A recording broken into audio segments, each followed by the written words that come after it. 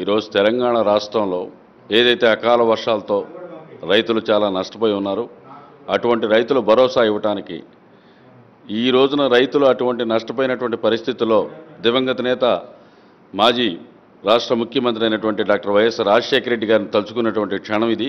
ఎందుకంటే ఆనాడు ఎప్పుడైతే రైతులకు సమస్యలు ఎదురైనప్పుడు ఆ నేత ఉన్నప్పుడు ముఖ్యమంత్రిగా ఉన్నప్పుడు ఆయన చేసినటువంటి పనులు ఈరోజు అందరూ ఒకసారి జప్తు చేసుకున్న సందర్భం ఉంది. అట్లాగే కానీ ఈరోజు తెలంగాణ ఏర్పడిన తర్వాత ఈ రాష్ట్ర ప్రభుత్వం రైతులు పట్టించుకోకుండా ఏదైతే అకాల వర్షాల వల్ల రైతులు చాలా ఇబ్బంది పడుతూ ఉన్నారో, వ్యవసాయం పాడైపోయి ఈ రబీ పంటకు కూడా మేము కరెంటు ఇవ్వలేము అని చెప్పి రైతులకు ముందుగానే హెచ్చరించినటువంటి ఈ ప్రభుత్వం యొక్క విధానాన్ని ఖండిస్తూ ఉన్నాం.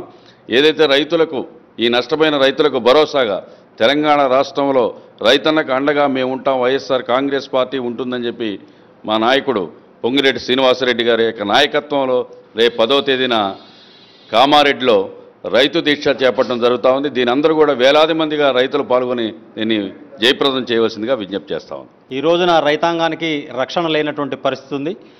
ఈ రాష్ట్ర ప్రభుత్వ విధానాల వల్ల, కేంద్ర ప్రభుత్వ విధానాల వల్ల రైతాంగం కృంగిపోయి తీవ్ర నిరాశ నిస్పృహల్లో కొట్టుమిట్టాడుతున్నారు.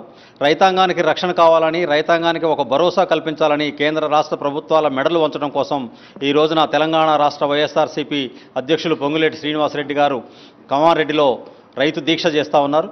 ఈ దీక్షకు ఖమ్మం జిల్లా నుంచి పెద్ద ఎత్తున ఇక్కడి నుంచి రైతులు, మహిళలు, యువకులు పెద్ద ఎత్తున కదిలి అక్కడ జరిగేటటువంటి దీక్షని జయప్రదం చేయడానికి కృతనిశ్చయంతో ఉన్నారు.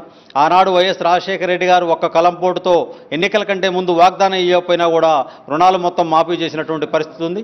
ఈ రోజున ఎన్నికల కంటే వాగ్దానం చేసినటువంటి తెలంగాణ రాష్ట్ర ముఖ్యమంత్రి కానివ్వండి, ఆంధ్ర రాష్ట్ర ముఖ్యమంత్రి కానివ్వండి, ఈ రోజున మసకబారిన చంద్రులాగా రుణాల మాఫీ చేసే విషయంలో మీనమేషాలు లెక్కిస్తూ ఈ రోజున గ్రహణం పట్టినటువంటి పరిస్థితిని మేల్కొల్పి ఈ ప్రభుత్వాన్ని యొక్క మెడలు వంచాలనేటువంటి కృతనిశ్చయంతో తెలంగాణ రాష్ట్రంలో జరిగేటటువంటి మొట్టమొదటి రైతు దీక్షకు ఖమ్మం జిల్లా నుంచి పెద్ద ఎత్తున రైతాంగం తరలి వెళ్తున్నటువంటి పరిస్థితి ఉంది.